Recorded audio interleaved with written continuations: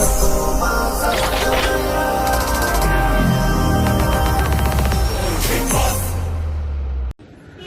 Guys,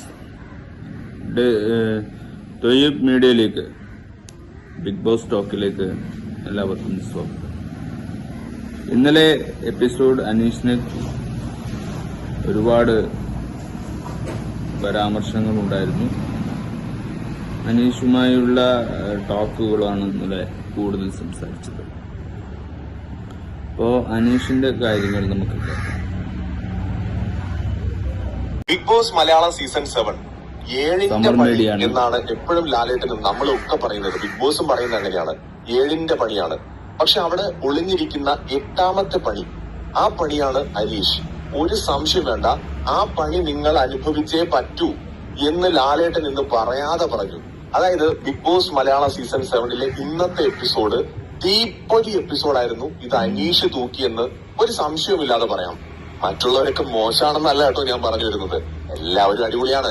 പക്ഷെ ഇന്നത്തെ episode Aneesh തൂക്കിയെന്ന് മാത്രമല്ല, അനീഷിന് ഇനി അങ്ങോട്ട് ഗിയർ ഷിഫ്റ്റ് ചെയ്ത് മുന്നോട്ട് തന്നെ സ്പീഡിൽ പോവാനുള്ള ഒരു ത്വര നൽകുന്ന എപ്പിസോഡായിരുന്നു ഇന്നത്തേത്. ലാലേട്ടൻ എല്ലാത്തിനും മറുപടി പറയുന്നുണ്ട്, എല്ലാ വിഷയങ്ങളും ടച്ച് ചെയ്യുന്നുണ്ട്.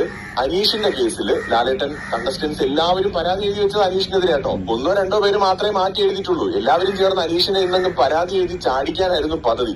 പക്ഷെ ലാലേട്ടൻ പറഞ്ഞത്, അയാൾ അങ്ങനെയാണെങ്കിൽ അയാളെ അതനുസരിച്ച് നിങ്ങൾ നേരിടണം, അതാണ് ഗെയിം. ഇപ്പൊ അനീഷ് എന്ന് പറയുന്ന വ്യക്തി പറയാണ്, അയാൾക്ക് നിങ്ങളെപ്പോലുള്ളവരെ അയാളുടെ വീട്ടിൽ കയറ്റാനോ അടുപ്പിക്കാനോ താല്പര്യമില്ലെന്ന് പറഞ്ഞാൽ പിന്നെ അയാളെ വീട്ടിൽ പോകാൻ വേണ്ടി നിങ്ങൾ നിൽക്കണോ? നിങ്ങൾ അയാളെ വീട്ടിൽ പോകരുത്. അയാൾക്ക് നിങ്ങളോട് സംസാരിക്കാൻ താല്പര്യമില്ലെങ്കിൽ നിങ്ങൾ എന്തിനാണ് പോകുന്നത്? നിങ്ങളെ മൈൻഡ് ചെയ്യാത്ത ഒരാളോട് ഫുഡ് കഴിച്ചോ ചോറുണ്ടോ എന്ന് പോയി അന്വേഷിക്കേണ്ട കാര്യമില്ലല്ലോ. അയാളോട് എങ്ങനെ ഗെയിം കളിക്കണമെന്ന് നിങ്ങൾ മനസ്സിലാക്കി ഗെയിം കളിക്കുമ്പോഴാണ് അയാൾക്കും മുകളിൽ ഒരു ഗെയിമറായിട്ട് നിങ്ങൾക്ക് മാറാൻ പറ്റുക. സോ ഇത് മത്സരാർത്ഥികൾ മനസ്സിലാക്കുന്നില്ല. ഇവരുടെ വിചാരം കൂട്ടമായി നിന്നിട്ട് ഒരാൾക്കെതിരെ കംപ്ലൈന്റ് ചെയ്തിട്ട് അങ്ങനെയൊക്കെ അയാളെ പുറത്താക്കാമെന്നാണ്. അല്ല, ഞാൻ വീണ്ടും പറയുന്നു, അവിടെ പല കണ്ടസ്റ്റൻസിനും അനീഷിന്റെ ഗെയിം അറിയാം, അത് മനസ്സിലാക്കി അവിടെ ഗെയിം കളിക്കുന്നവരുണ്ട്. ഇതെന്ന് പറയുന്നത് ഒരു റിസോർട്ട് അല്ലല്ലോ, ഇതൊരു ഗെയിം ഷോ അല്ലേ, അതിജീവനമല്ലേ. നമുക്കിടയിൽ അനീഷിനെ പോലുള്ള ഒരാളുണ്ടെങ്കിൽ നമുക്ക് അയാളെ കൊല്ലാൻ പറ്റില്ലല്ലോ, നമ്മൾ ജയിലിലാവും. അപ്പൊ അയാളെ എങ്ങനെ നമ്മൾ അതിജീവിക്കും? അയാളെ അടിക്കാൻ പറ്റില്ല, നമ്മൾ ജയിലിലാവും. അപ്പൊ അയാളെ എങ്ങനെ അതിജീവിക്കും? നമ്മൾ വേറെ വഴി കണ്ടെത്തും. അയാളുടെ അടുത്തുനിന്ന് വേണമെങ്കിൽ മാറി നടക്കാൻ പറ്റുന്നിടത്തോളം അയാളെ, അല്ലെങ്കിൽ എവിടെ നമുക്ക് അയാളെന്ന് പറയുന്ന വ്യക്തിയെ ട്രിഗർ ചെയ്യാൻ പറ്റും, എവിടെ ബ്രേക്ക് ചെയ്യാൻ പറ്റും, നമ്മൾ നോക്കും, വഴികൾ ആലോചിക്കും. നമ്മൾ അങ്ങനെയാണല്ലോ ഒരു സാഹചര്യത്തെ കൈകാര്യം ചെയ്യേണ്ടത്. അല്ലാതെ നമുക്ക് ഇടിച്ചും പിടിച്ചും കുത്തിയും അല്ലെങ്കിൽ പുറത്തിറങ്ങി ആളെ വെച്ച് തല്ലിച്ചു ഒന്നും ചെയ്യാൻ പറ്റില്ല. ഒന്നിനും പരിഹാരമല്ലല്ലോ. അതൊക്കെ ഉപ്പ് തിന്ന് നമ്മൾ വെള്ളവും കുടിക്കേണ്ടി വരും. അപ്പൊ അതുകൊണ്ട് ഇവിടെ ലാലേട്ടൻ എന്ന് കൃത്യമായിട്ടൊരു ഹിന്റ് ഹൗസിലുള്ള എല്ലാവർക്കും കൊടുത്തിട്ടുണ്ട്. മക്കളെ, ഉടായ്പ പരിപാടി നടക്കൂല. നിങ്ങള് അടി കൂടെ കഴിഞ്ഞ സീസണുകളിൽ പലപ്പോഴും പലരെയും കൂട്ടമായി ചേർന്ന് പുറത്താക്കിയതുപോലെ അനീഷിനെ എവിടെ നിന്ന് റാഞ്ചാം, അല്ലെങ്കിൽ നമ്മുടെ പുറത്തെ ആൾബലം വെച്ചിട്ട് അനീഷിനെ റാഞ്ചാം, അങ്ങനെ ഒന്നും നടക്കൂല. അവിടെ ഗെയിം കളിച്ച് നിങ്ങൾക്ക് പോവാം. പറ്റൂല്ലെങ്കിൽ എന്റെ അടുത്തോട്ട് വരാൻ. അനീഷിനെ സഹിക്കാൻ നിങ്ങൾക്ക് ബുദ്ധിമുട്ടാണെങ്കിൽ എന്റെ അടുത്തോട്ട് വന്നോ, അല്ലെങ്കിൽ അയാൾക്കെതിരെ ഗെയിം കളിക്കും. ബിഗ് ബോസ് വീട്ടില് ബിഗ് ബോസ് പറയുന്ന 7ന്റെ പണി നമുക്ക് മനസ്സിലായി. 8ാമത് ഒളിഞ്ഞിരിക്കുന്ന പണി അത് അനീഷാണ്. യെസ്, അനീഷ് തന്നെയാണ് ബിഗ് ബോസിന്റെ ആ 8ാമത്തെ പണി. അനീഷ് നമ്മ പറയുന്ന ഒരു കണ്ടസ്റ്റൻസ് അല്ല.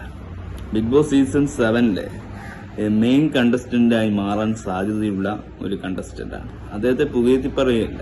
അനീഷിന്റെ സ്ട്രാറ്റജി മൊമെന്റൊക്കെ ഇത്തരത്തിലുള്ളതാണ്. അതാണ് നമ്മൾ മുമ്പും പറയുന്നത്.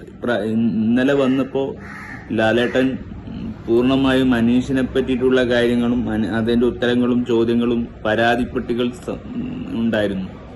ആ പരാതിപ്പെട്ടിയിൽ കൂടുതൽ അനീഷിന്റെ പേരിലായിരുന്നു. അനുമോളെയൊക്കെ ഒരുപാട് ചോദ്യം ചെയ്തു. ആദില, നൂറ, ഇവരുടെ ജീവിതത്തിൽ അനീഷ് ഇടപെട്ടു. പക്ഷെ അനീഷിന്റെ കാര്യത്തിൽ ആർക്കും ഇടപെടേണ്ടതും അനീഷിനെ വീട്ടുകാരുമായി ബന്ധപ്പെടണമോ അങ്ങനത്തെ കാര്യങ്ങളൊന്നും അനീഷിന് പറ്റില്ല.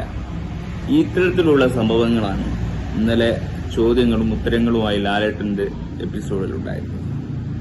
അനീഷ് ഒരു സാധാരണക്കാരനാണ്, അതായത് നോർമൽ പേഴ്സൺ. മറ്റുള്ളവർ സെലിബ്രിറ്റി കണ്ടുകൊണ്ട് എന്റെ ഫോളോവേഴ്സ് പോകുമോ, എന്റെ ഫാൻസ് പോകുമോ, ആ ചിന്തകളിൽ നിൽക്കുന്നത് കൊണ്ട് അനീഷിന്റെ വാക്കുകൾ ട്രിഗർ ചെയ്യും. ഇവിടെ നമ്മളൊരു സാമാന്യ മര്യാദ ഉപയോഗിക്കും. ഒരു മത്സരാർത്ഥി ഉണ്ടാവും. നമുക്കെതിരെ എതിർപ്പുള്ള ഒരു മത്സരാർത്ഥി ഉണ്ടാകുമ്പോൾ അവരുമായിട്ട് നമ്മൾ മിങ്കിൾ ചെയ്യണം. അല്ലാതെ നമ്മൾ അതിൽ ഒളിച്ചോട്ടമാക്കുക. അനീഷ് ഒളിച്ചോടാൻ തയ്യാറില്ല. ഒരു അകലച്ചയിൽ ഫ്രണ്ട്ഷിപ്പ് ഉപയോഗിച്ചുകൊണ്ട് അനീഷ് എങ്ങോട്ട് പോകുമെന്നത് നമുക്ക് നോക്കാം. അനീഷ് അവിടെ ഏത് സ്ട്രാറ്റജി എടുത്തോട്ടെ, അത് നമ്മുടെ പ്രശ്നമല്ല.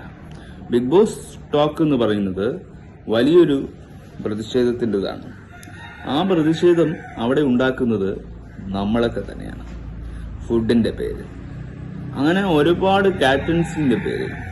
അതുപോലെ തന്നെയാണ് ഒരു വ്യക്തി തമ്മിലുള്ള തർക്കങ്ങളിൽ ഉണ്ടാകുമ്പോൾ അവിടെയും ഉണ്ടാകുന്ന പ്രശ്നങ്ങൾ. അതുപോലെയാണിത്. ഒരു ബൂസ്റ്റപ്പ് ആണ് നമുക്ക് നോക്കാൻ പറ്റും.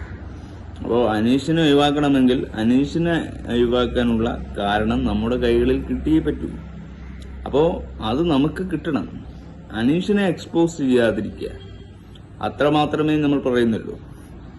ഇഷ്ടപ്പെടാത്തവർക്ക് പലതും പറയാനുണ്ടാവും. ഞാൻ പറയുന്നത്, ഒരു ഷോ ആവുമ്പോൾ എന്റർടൈൻമെന്റ് വേണം, അതിൻ്റെതായ ക്യൂരിയോസിറ്റി വേണം. പിന്നെ നമുക്ക് എങ്ങനെ ഒരു അനീഷിനെ നമുക്ക് എങ്ങനെ ചലഞ്ച് ചെയ്യാമെന്നൊക്കെ.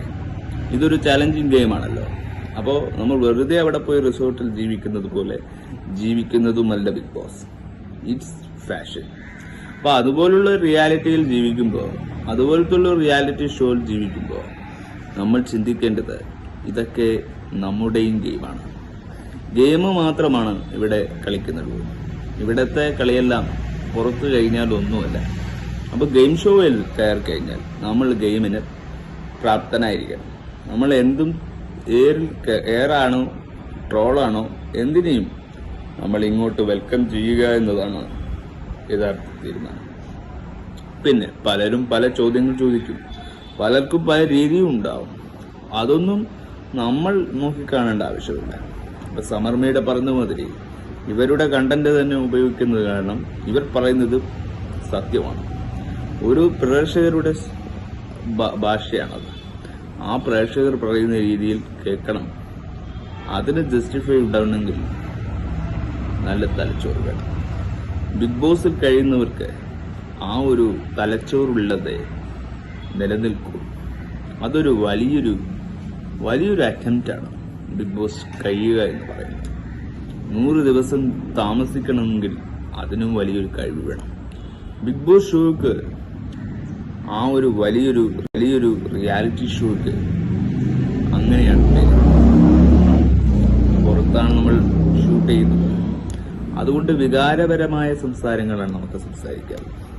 അതുകൊണ്ട് എന്താണ് ഇന്നലെ ലാലേട്ടൻ ഓരോരോ പേരെയും പല രീതിയിൽ അങ്ങനെ ഒരുപാട് അനീഷിനെ പറഞ്ഞ ഒരു എപ്പിസോഡായിരുന്നു. ജസ്റ്റ് അങ്ങനെ ഒരു നോട്ടിഫിക്കേഷൻ ആയിരുന്നു അത്. അപ്പോൾ ഇതൊക്കെയാണ് ബിഗ് ബോസിന്റെ വീക്കെൻഡ് എപ്പിസോഡ്സ്. ഇത്തരത്തിലുള്ള കാര്യങ്ങൾ. പിന്നെ അനുമോളോട് ഒരുപാട് ചോദ്യങ്ങൾ ചോദിക്കുന്നുണ്ടായിരുന്നു. ആദില നൂറയുടെ പേര്, അവരുടെ കുടുംബ പ്രശ്നത്തിൽ ഇടപെട്ടത്. അങ്ങനെ നവീൻ പുറത്തു പോയിട്ടില്ല. നവീൻ പുറത്തു പോകുമെന്നാണ് വിചാരിച്ചത്, ഔട്ടായില്ല. അങ്ങനെ ശൈത്യക്ക് ഒരു അവസരം കൂടി കൊടുത്തിരിക്കുന്നു ലാലേട്ടൻ. ഇനിയൊരു അവസരം കിട്ടുമോ എന്നും നമുക്കറിയില്ല. ചൈത്രം വളരെ വീക്കായിരുന്നു, ഒരു കണ്ടസ്റ്റന്റ് ആയിരുന്നു. അപ്പോ എന്തായാലും നോമിനേഷനിൽ വന്ന പലരും ഒന്നിൽ അധികമോ പുറത്തു പോകേണ്ടവരായിരുന്നു.